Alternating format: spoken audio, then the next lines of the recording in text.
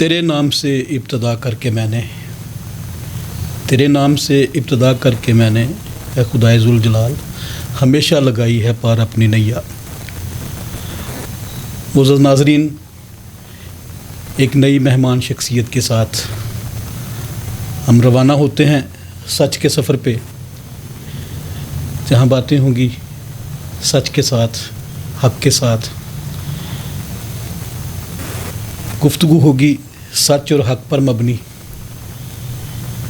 جستجو ہوگی سچ کی، تلاش ہوگی سچ کی،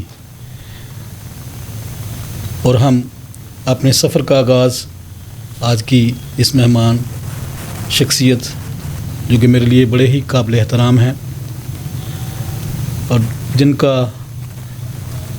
زندگی کا سفر جو ہے وہ بہت سی جہدوں اور کوششوں اور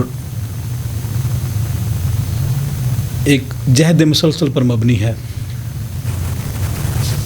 میں آپ کے اور آج کی ہماری اس مہمان شخصیت کے درمیان زیادہ دیر حائل نہیں رہنا چاہتا۔ آج کی ہماری جو مہمان شخصیت ہے جناب ناصر ولیم صاحب، جو فاؤنڈر ہیں منارٹی فورم پاکستان کے، اور اس کے علاوہ بھی وہ دیگر بہت سے اداروں کے ساتھ خدمات سر انجام دے رہے ہیں۔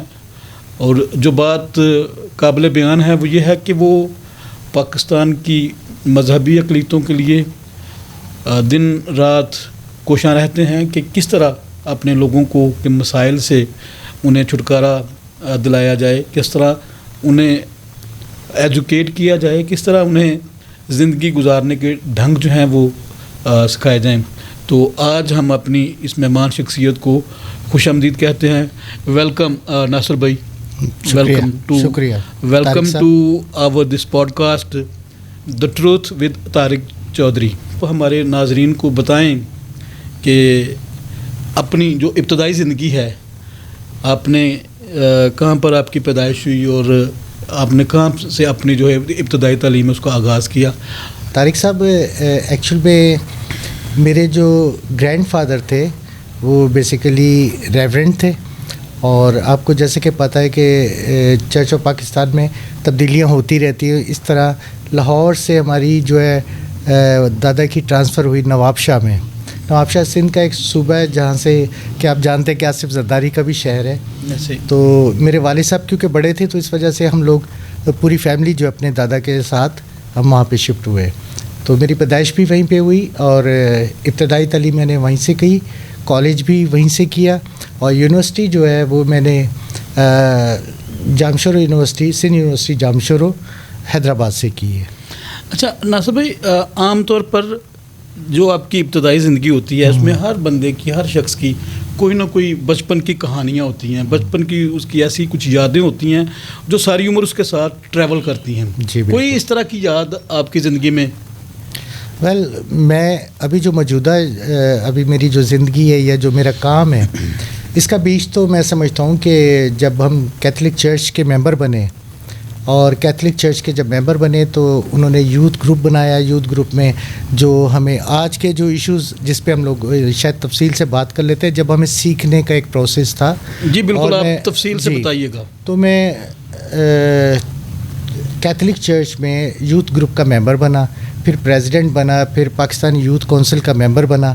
تو اس طریقے سے وہ جو ایکسپیرینس ہوا مجھے جب میں اسکول گوئنگ تھا، کالج گوئنگ تھا، تو مجھے خاص طور پہ یہ کنسرن ہوا کہ جو ایشوز ہیں منورٹیز کے وہ کیا ہیں، اور جب تو ہم ایک طریقے سے فالو کرتے تھے جو چرچ ڈائریکشن دیتا تھا کہ فار ایگزامپل جیسے الیکشن کس طرح کا ہونا چاہیے، اس کے ساتھ ساتھ اور بہت سارے ایسے ایشوز تھے جو کہ ہم لوگوں نے، جیسے آپ جانتے ہیں کہ جو بلاسفیمیز کے جو ایشوز تھے یا اس طرح کے ایشوز تھے جس میں بشپ جان جوزف نے اپنی جان دی، اس کی جو اسٹرگل تھی اس پہ نوجوانوں سے، لوگوں سے گفتگو کرنا۔ اور اس کے ساتھ ساتھ آپ کو یاد ہوگا اس دور میں نادرا میں جو مذہب کا کھانا تھا اس کے لیے بھی ہمیں ایفرٹس کرنے کا شناختی کارڈ میں مذہب کے کھانے کا جو ہے وہ ایشو تھا. اس کو ہم لوگوں نے جگہ جگہ جا کے اویئرنیس دی اور ایک طریقے سے ہم لوگوں نے ایک اسٹریٹ پاور شو کرنے کی کوشش کی کہ یہ ایشو کا کنسرن جو ہے یہ جینون ہے اور تمام جو منورٹیز خاص طور پہ کرسچنز جو ہے وہ یہ سمجھتے ہیں کہ یہ نہیں ہونا چاہیے. تو میں سمجھتا ہوں کہ اس سکسیس میں کہیں نہ کہیں شاید ہمارا رول بھی تھا.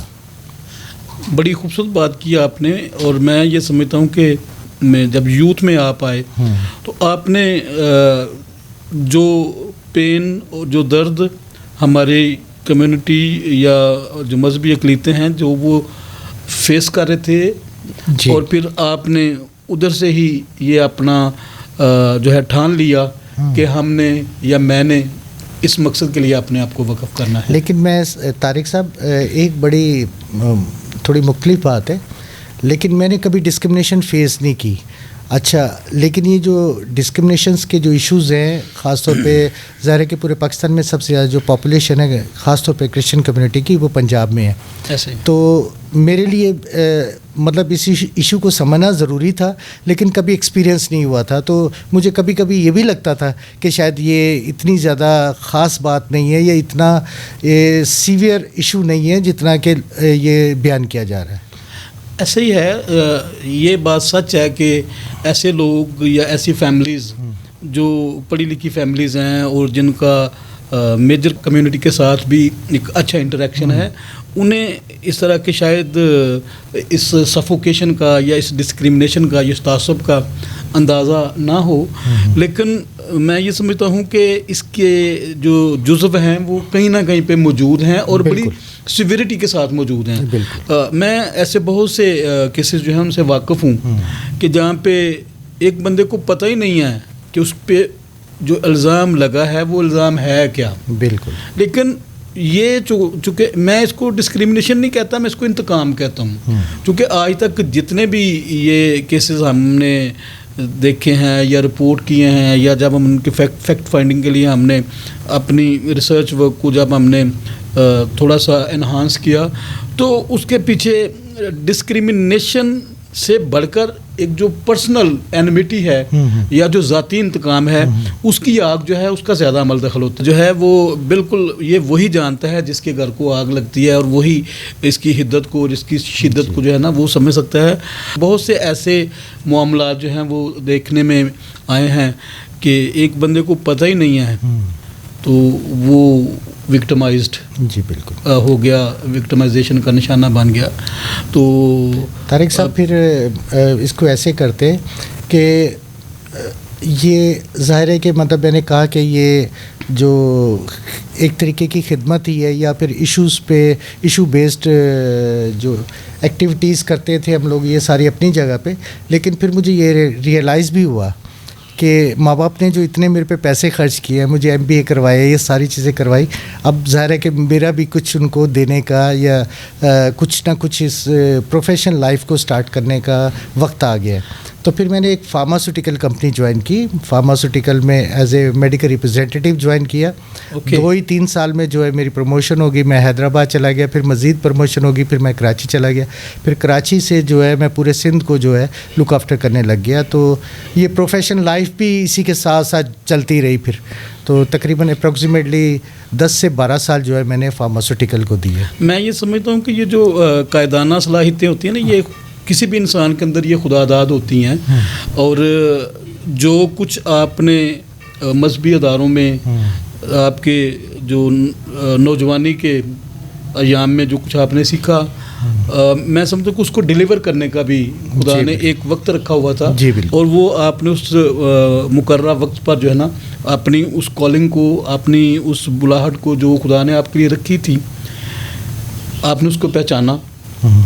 آپ سیاست میں بھی آپ نے قدم رکھا. جی بالکل. اپنے سیاسی سفر کے بارے میں تھوڑا سا بتائیے. اچھا, 2011 میں کیونکہ میرے لاز جو ہے لاہور سے بلانگ کرتے ہیں, تو میں نے کہا کہ اب ملک سے باہر جا کے مزید کمایا جائے اور ترقی حاصل کی جائے. تو میں لاہور میں شفٹ ہو گیا اپنی فیملی کے ساتھ. جب 2011 میں شفٹ ہوا, ہم نے ایک چھوٹا سا بزنس یہاں پہ لاہور میں سٹارٹ کیا. لیکن کرنا یہ ہوا کہ مجھے یہ پھر احساس ہوا کہ بزنس تو میں ایک نئے علاقے میں نئی جگہ پہ کر رہا ہوں، تو یہاں کے لوگوں میں جو کوالٹیز ہیں وہ شاید مجھ میں نہیں ہے، اس کی وجہ سے وہ کافی جو سرمایہ تھا وہ ڈوب گیا.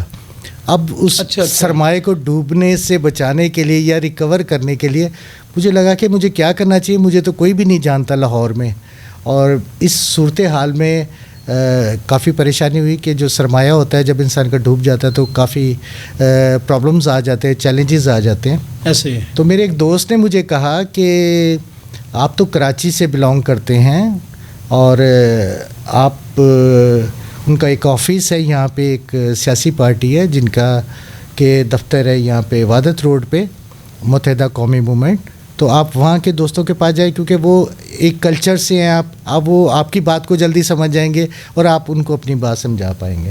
تو کم سے کم یہ پہلی پرائرٹی یہ تھی کہ کم سے کم میرا سوشل کیپٹل اتنا ہونا چاہیے کہ مجھے کوئی نہ کوئی جانے، تاکہ میرے کوئی ایشوز ہوں یا کسی کے لیے کوئی ایشوز کے لیے اگر میں اس کی مدد کرنا چاہتا ہوں تو کم سے کم ایسے ریلیشن ضرور ہوں تاکہ میں کسی کے لیے زندگی میں آسانیاں پیدا کر سکوں. سو اس حوالے سے میری ملاقات ہوئی یہاں پہ پنجاب میں. تو انہوں نے، جیسے کہ آپ کو پتہ ہے کہ کسی بھی سیاسی پارٹیز میں یہ ہوتا ہے کہ وہ چھوٹے لیول پہ جو ہے وہ ممبرشپ دیتے ہیں، جسٹ ممبرشپ، دین پھر اس کے بعد اسی طریقے سے یہ ہوا کہ مجھے پہلے ایک یونٹ کا ممبر بنایا گیا اور جلدی مجھے مطلب ڈسٹرکٹ لیول پہ چلا گیا میں. اس کے بعد پھر مجھے addition general secretary Punjab mother body میں، جو منورٹی ونگ کا ایم کیو ایم میں کوئی کانسیپٹ نہیں تھا، لیکن اس سے جو آپ نے جب بات گفتگو سٹارٹ کی تو 3 چیزیں میں آپ کے ساتھ شیئر کروں گا جو بنیادی اصول تھے اس سیاسی پارٹیز کے، جو پارٹی کے، وہ جو میں آپ کے ساتھ شیئر کرنا چاہتا ہوں. ایک تو حق اور سچ کی بات آپ نے شروع میں کی تو مجھے بہت ساری باتیں یاد آ گئی. پھر دوسرا ان کا یہ تھا کہ چونکہ یہ ہمارا پروگرام ہی سچ بیسڈ ہے، ہاں، تو جو سینٹرل آئیڈیا ہے اس سیاسی جماعت کا وہ ہے ریئلزم اینڈ پریکٹیلزم، کہ حقیقت پسندی کے ساتھ ساتھ بندے کو عمل پسند بھی ہونا چاہیے. سیکنڈلی، انا کو فنا کرنا ضروری ہے، اس کے بغیر گزارا نہیں ہو سکتا. اور اس طریقے سے 2-3 اور چیزیں ہیں. تو بیسیکلی حق پرست کہا جاتا ہے اس سیاسی جماعت کے کارکن کو. تو مجھے لگا کہ ہمیں حق کی بات کرنی چاہیے. تو میں، ہمارے ایک دوست ہیں بھی، ان سے میں بھی بات کر رہا تھا کہ ان کی ایک بات مجھے بڑی اچھی لگی جو ان کے لیڈر کی تھی. انہوں نے کہا تھا کہ طاقت خدا کا ایک عطیہ ہے، اس کو حاصل کر کے خود کو خدا نہ سمجھو. تو مجھے لگتا ہے کہ ہمیں ہمیشہ، میں دیکھتا ہوں کہ ہمارے خاص طور پہ جو کمیونٹی لیول پہ کہہ لیں یا نیشنل لیول پہ کہہ لیں، کہ خاص طور پہ جو ہم لوگوں میں جو تقسیم ہے نا، یہ تقسیم ایک بہت بڑا میٹر ہے جس کی وجہ سے ہمارے بہت سارے ایشوز حل نہیں ہو سکتے. اور اس کو حل کرنے کے لیے ضروری ہے کہ کولیکٹیو ایفرٹس کیے جائیں. جو خوبیاں خدا نے آپ کو دی ہیں وہ بڑی امپورٹنٹ ہے جو مجھے دی ہیں، اور اس طریقے سے اور جو دوست ہیں اگر ہم مل کے اگر کام کریں تو میں سمجھتا ہوں کہ کوئی متحدہ ایفرٹ جو ہے، جی متحدہ ایفرٹ، مشترکہ ایفرٹ جو ہے، مشترکہ کوشش جو ہے، یقیناً وہ آپ کے لیے آسانیاں بھی پیدا کرتی ہے.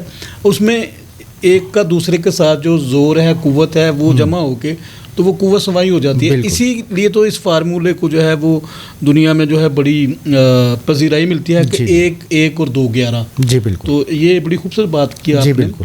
پھر اس کے بعد، جی بالکل، پھر اس کے بعد یہ ہوا کہ 2013 کے الیکشن میں سیاسی پارٹی نے مجھ سے پوچھا کہ آپ کو ریزرو سیٹ بھی ہم آفر کرتے ہیں اور آپ کو جنرل سیٹ پہ بھی لڑ سکتے ہیں. NA 129 کا الیکشن جو ہے وہ مطلب نیشنل اسمبلی کے لیے جو ہے مجھے انہوں نے ٹکٹ آفر کی اور انہوں نے کہا آپ کے پاس یہ بھی چوائس ہے. تو جب میں لاہور میں آیا، پنجاب میں آیا، پنجاب کے دوستوں کی جب باتیں سنی تو پھر مجھے کہیں نہ کہیں لگا کہ شاید ہمارے دوست یہ سمجھتے ہیں کہ کوئی بھی سیاسی پارٹی جنرل سیٹ پہ کسی بھی منورٹی کی ریپرزنٹیشن کو موقع نہیں ملتا. تو مجھے لگا کہ شاید میں اگر یہ جنرل سیٹ پہ اگر میں الیکشن میں کانٹیسٹ کرتا ہوں اور کسی نہ کسی طریقے سے ہمارے جو دوست ہیں ان میں جو مسکنسیپشن ہے کہ سیاسی پارٹی ٹکٹ نہیں دیتی، تو میرے خیال میں وہ دور کر پاؤں گا. تو وہ ایک انیشل فیز تھا جس میں پالیٹکس میں انٹر ہوا.